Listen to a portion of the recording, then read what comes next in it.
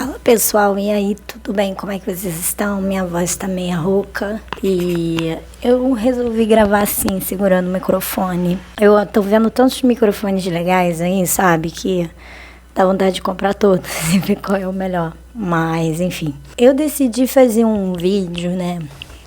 Hoje, sobre um outro vídeo que eu assisti, que eu achei muito interessante, que a menina ela estava falando um pouco da perspectiva dela enquanto uma garota de periferia, vamos chamar assim para simplificar a história e não falar lá os pormenores da vida dela, que foi a primeira da família dela, ir para uma universidade e tal, estudar, e está numa área muito academicista.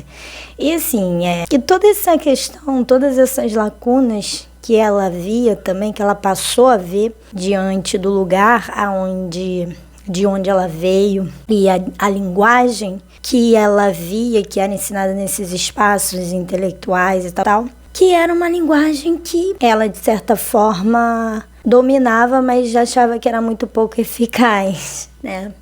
Porque a linguagem dela não era para todo mundo também, né? Era para quem tinha o interesse de ouvir. Então, a mesma coisa aqui, né? Então, nunca é para todo mundo que a gente vai produzir conteúdo. E segunda coisa também é que que ela se viu diante disso, né? Porque muitas vezes as pessoas criticavam ela, o fato dela não falar o português assim, ou vir com assuntos mais técnicos, intelectualistas, aquela masturbação mental que a gente meio que tá um pouco acostumado de citar autor X, Y, caralho, no isso, babá. E o quanto isso muitas vezes na perspectiva popular é totalmente infrutífero, né? E é isso, e é complicado porque quando você chega e eu já passei por esse momento, já passei pelo que ela passou, literalmente, de perceber essas linguagens, entender que muitas vezes a gente vai se distanciar, a gente vai aderindo isso e que a forma como a gente assimila um certo tipo de conhecimento e transfere esse tipo de conhecimento, tem muito de nós nisso, né, sabe? Tem muito sobre nós, tem muito sobre a nossa trajetória, tem muito sobre nós nisso. Então, a outra pessoa vai passar da forma dela, o outro fulano vai passar. Se o outro fulano quer passar de uma forma enrijecida, lá dentro da tal, prolixo, né, blá, blá, falando um monte de coisas e palavras difíceis, ok. Se outra pessoa quer pegar o conhecimento, quer inteligir, né, de uma maneira mais fácil, que isso é mó difícil de fazer também, sabe? Você entender determinados conceitos, até mesmo mais conceitos que são intelectuais, que certamente têm o seu lugar, né? E você conseguir transpassar isso de uma maneira mais onde faça sentido para as pessoas conseguirem entender, sabe? Porque, cara, vamos ser bem sinceros, a gente tá no Brasil. O Brasil não é um país, assim, que a gente tem uma classe intelectual, óbvio, mas no cenário acadêmico também o Brasil não é grandes coisas, nem a níveis internacionais. Não estou dizendo que a pesquisa acadêmica no Brasil é ruim, não é sobre isso. Mas que a gente tem dificuldades enquanto latino-americanos, sempre vamos ter, de produzir ciência e de produzir cultura, entre outras coisas, que são lacunas, né? E que, claro que são lacunas que são trabalhadas, que são vencidas, né? A gente tem áreas de referências que são muito boas e outras nem tanto, mas a gente sempre vai enfrentar isso, né? Porque, de uma certa maneira, todos nós no Brasil estamos na periferia do mundo. Nós somos a periferia do mundo, os países latino-americanos, sabe? Então, é um pouco dessa perspectiva também, de que o Brasil não tem tantas pessoas com acesso, né? Eu vivo no meio da classe popular, certamente. Meu pai também, imigrante mineiro, minha mãe. Sou mineira de parte de pai e de mãe. E meu pai, sabe aquela imagem clássica do boia fria? É basicamente isso, sabe? De vir do campo para a cidade para poder trabalhar e bababá. todas essas questões complicadas relativas à imigração, e eu já estudei com esse tema também. Trabalhei com refugiados e também foi uma oportunidade minha também de entender, cara, como é isso? Como é você sair de um lugar porque a situação tá braba e você sai sem eira nem beira, sem fontes de apoio para começar uma vida do zero. E é muito difícil, né? É porque pelo da minha gata. E é muito difícil, certamente é muito... E é muito difícil, certamente é muito difícil, né? São várias... questões culturais também que esbarra ali, né? O sentimento bucólico que sempre existe, entre outras coisas, né? Sem dizer que isso também... Sou suburbana, sou carioca, entende? E tô dentro dessa cultura também. Eu tenho muito orgulho de ser de Madureira. Todo lugar que eu vou botar uma... Sabe? Todo lugar que eu vou é Madureira do Arlindo Cruz. Eu já não aguentava mais. Vocês não fazem noção de quanto eu ouvi essa música na minha vida. Gente, e realmente, né? Eu acho que... ele foi um poeta, né? Falou... foi poeta. Madureira é caminho de Ogum Yansan. Isso é muito bonito, todas as... Tudo que ele traz na letra dele é o que a Madureira foi a grande contribuição desse artista para o meu bairro, enfim, e para a cultura carioca suburbana de maneira geral, carioca urbana, né, de maneira geral. Então, assim, gente, a gente sempre traz isso, a gente sempre traz as nossas marcas. Eu acho que, às vezes, quando a gente está em determinados contextos, igual um amigo meu estava conversando comigo, a gente acaba mudando, né? Isso influencia muita gente. E isso é fato, né, gente? Não adianta. E quando eu comecei a perceber que eu estava trocando o meu linguajar, que isso é uma coisa que a gente acontece, que a gente se transforma também. Eu, como a primeira pessoa da minha família que passou numa universidade pública e teve a oportunidade de estudar muito mais do que muitas pessoas, você percebe uma série de lacunas que vão se abrindo diante disso e as dificuldades de linguajar, né, que a gente vai se estabelecendo. Mas quando eu cheguei também nesse espaço, eu também senti dificuldades, tanto de eu entender algumas coisas, quanto das pessoas conseguirem me entender, sabe? E assim, é porque a linguagem ela não é linear, né? Ela não é linear. Na verdade, se comunicar é complexo e é isso. E eu já falei sobre isso nos outros vídeos, né? As pessoas sempre, às vezes, aquela coisa, você conta uma coisa, a pessoa entende 2 pontos, 3, e isso também acontece, né? Então, se comunicar é uma coisa muito complexa. E a língua brasileira, ela é muito viva, ela é muito... E existem várias formas da gente usar ela, né? E muitas vezes a forma mais chique, blá, blá, sabe? Dentro das regras, da norma, disso, daquilo, né? Não é a mais eficaz, muitas vezes. Então, a gente tem uma certa dificuldade. Eu sou muito paulo freireana também, né? Que eu estudei em educação, eu tenho essa coisa meio paulo freireana, que é a pedagogia do oprimido. Então, eu acho assim, cara, quando o Paulo Freire, ele é tão foda, foi tão foda internacionalmente, porque ele foi esse cara pernambucano simples que chegou lá e falou, cara, eu vou alfabetizar esses adultos aqui. Então, como é que eu vou alfabetizar eles? Eu vou começar a utilizar coisas que eles viam no próprio trabalho deles, assim, tipo, tijolo, então como é que a gente soletra tijolo? Não sei o que, esse pessoal que trabalhava na construção civil e esse tipo de coisa, ou seja, ele trazia o contexto social dessas pessoas para ensinar, E isso é a pedagogia do oprimido, né? E eu acho que isso é uma das coisas mais transformadoras que existe, porque além dele conseguir alfabetizar uma turma em tempo recorde fazendo isso, por quê? Porque o conhecimento começou a fazer sentido na vida dessas pessoas. Então é a mesma coisa, assim, se você vai para um caminho, estuda, seja lá o que for, e não ver sentido naquilo que você aprende, você não consegue avançar, você não avança verdadeiramente e dá aquela contribuição que poderia estar dando, sabe? Então, eu sou bem Paulo Freireana nesse sentido, de admirá-lo nesse sentido. E é o que eu penso, sabe? É o que eu penso. E eu tinha feito um vídeo recente falando sobre o quanto que a minha área é muito acadêmica mesmo, porque é uma área, enfim, né, humanas, e uma carga de leitura muito grande e que é voltada para pesquisa ou para educação, então é uma área muito acadêmica já na graduação.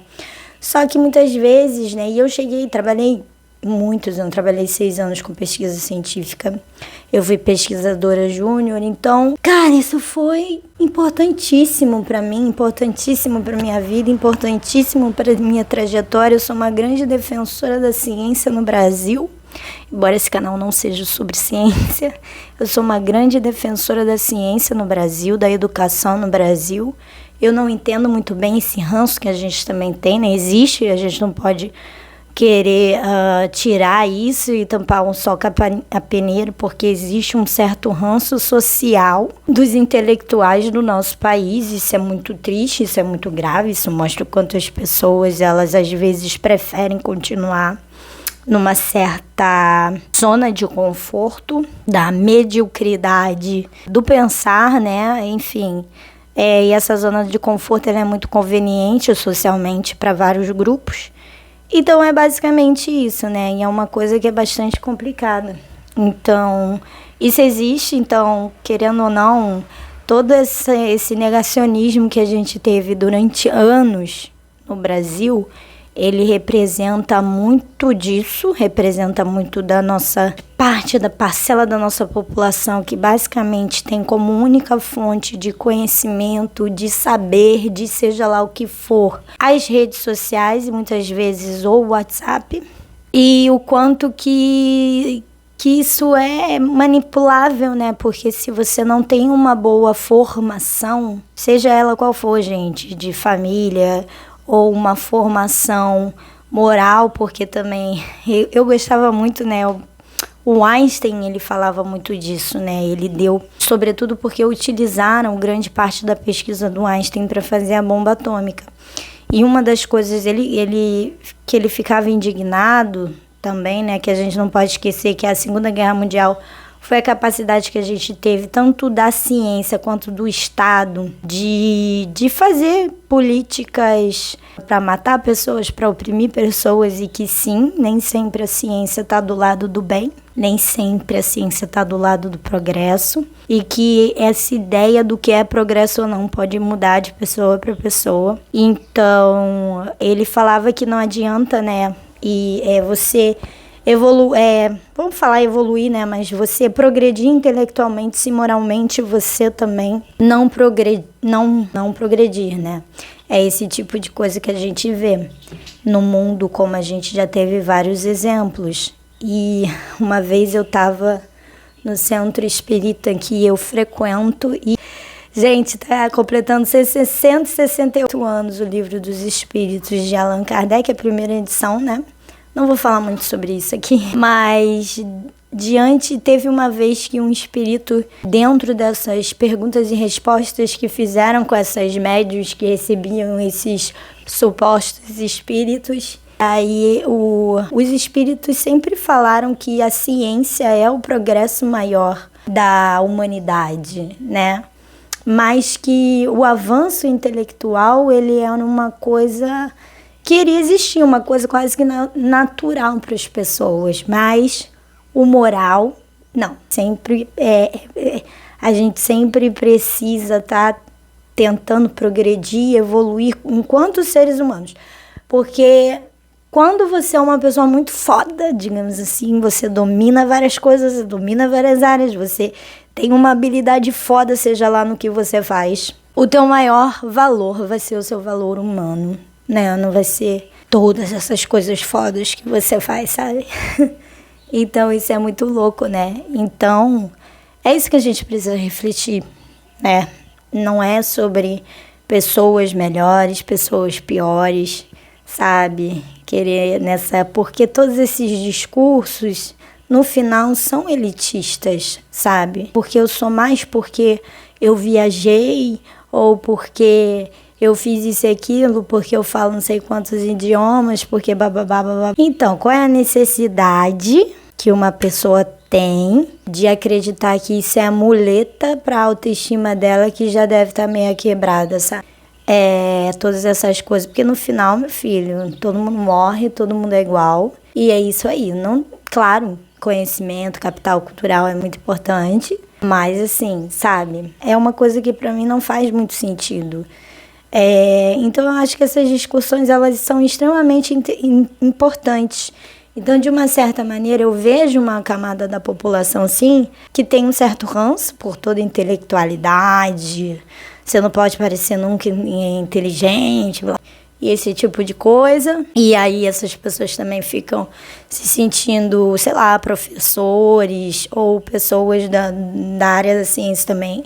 Ficam se sentindo hostilizados, e aí, mas também tem, né, o outro lado da moeda, que é um certo ranço, um certo preconceito, uma coisa ali que tem perene num discurso que muitas vezes ele tá velado. Ele não tá direto assim, mas ele tá velado. E quem é inteligente, quem tem olhos para ver, ouvido para ouvir, boca para falar, né? Um bom entendedor, meia palavra basta. Minha mãe sempre falou isso, né? Então, é isso, e eu acho que é complicado porque a educação, a ciência, seja lá o que for, ela tem que ser inclusiva. Se ela não está sendo inclusiva, ela está cometendo erros, sobretudo porque o nosso avanço e o nosso progresso enquanto sociedade brasileira, em termos de várias coisas, saúde, educação, infraestrutura das cidades, ou melhores condições de vida para as mulheres, para as crianças, para os idosos, seja lá o que for, vem a partir disso. Não tem como fugir, sabe? Vem a partir disso, vem a partir desse compartilhamento de ideia, dessa transformação de pessoas, dessa transformação de territórios, sabe? A partir disso, a gente tem que acreditar que é transformador, mas é transformador a partir do momento que a gente tira toda aquela camada chata, preconceituosa que existe ali, né? E excludente dos próprios discursos, dos blá blá, que ninguém entende nada, sabe? Então, assim, quando a gente quer se fazer compreendido, a gente faz o maior esforço do mundo para ter essa pedagogia mais aproximada das pessoas. Agora, quando a gente só quer mostrar que a gente sabe uma coisa, aí a gente está realmente cagando para esse tipo de coisa, porque é isso, né? O que não é para compartilhar, é só para expor, né? E existe uma diferença entre compartilhar e expor. Então, basicamente é isso, sabe?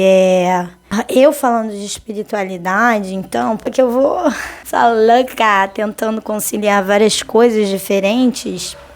E eu já falei para vocês que eu tenho interesse acadêmico nesses assuntos também, né? Mas entendendo também que tem muita coisa que eu acho que é interessante da gente falar, que é interessante da gente discutir, mas não cabe a mim ficar perseguindo outra pessoa porque tem crença X, Y, Z. As maiores guerras que existem hoje no mundo também a maioria é por intolerâncias religiosas ou, sabe, étnicos, raciais, culturais que são diferentes da gente achar que a gente é mais evoluído que o árabe ou que o africano, ou que seja lá o que for. E, sabe, a gente já tá tão saturado disso que não faz nenhum sentido, sabe?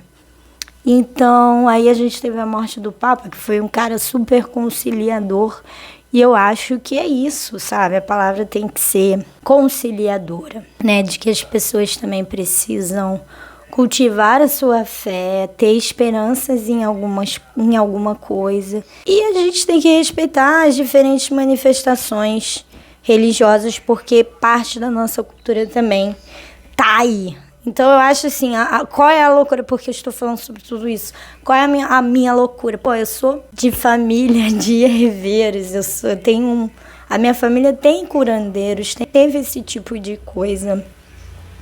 Que é muito, nossa, é muito raiz, é muito brasileira, sabe? É muito de um aspecto do nosso povo, das nossas vivências também específicas do nosso catolicismo, meio místico também, ou de nossas outras manifestações espirituais religiosas. Então, isso para mim também é um pilar basilar da minha formação humana, né, enquanto pessoa também, sabe?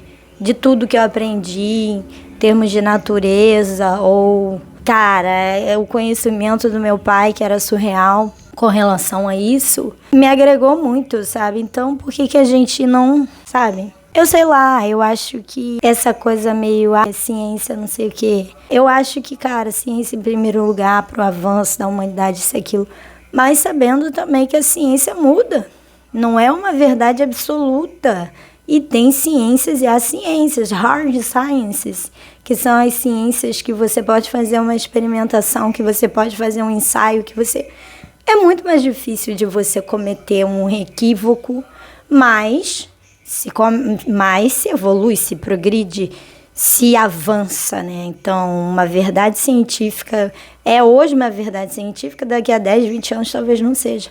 E aí você coloca as ciências humanas, que é muito pior, entendeu? Porque as ciências humanas é muito mais complicado, não tem como a gente fazer. A gente não tem esse privilégio das ciências exatas, da hard science, sabe? Então é aí mesmo que a gente tem que ver e conviver com essas outras vertentes que coabitam juntas, sabe? E é basicamente isso. Eu fico um pouco decepcionada e eu acho que foi por isso que eu não quis seguir a área acadêmica, embora eu tivesse muitas oportunidades e estou vinculada hoje num grupo de pesquisa na Rural, aqui do Rio de Janeiro, mas a área acadêmica, pela questão do sentido, da minha dificuldade enquanto do lugar de onde vim e tudo mais, e ver sentido, sabe? Por trabalho, para pesquisa e tudo mais.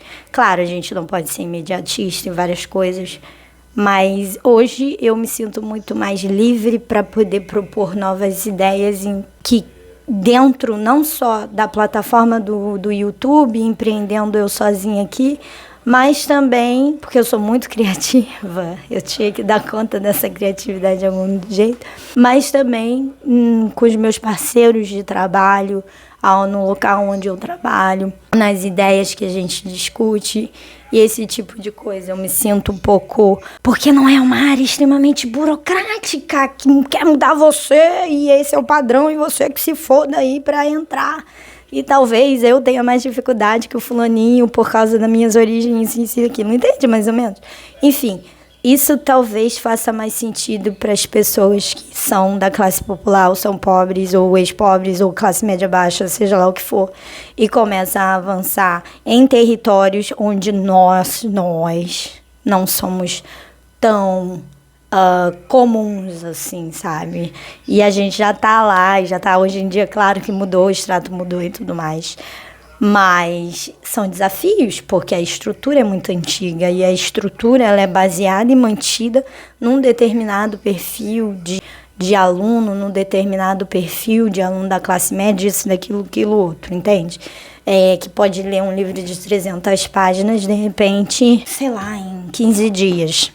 Isso não é realidade, né? Ainda mais a gente, mulher latino-americana, casada, trabalhadora, isso e aquilo, é difícil, né? Então a gente não parte do mesmo ponto.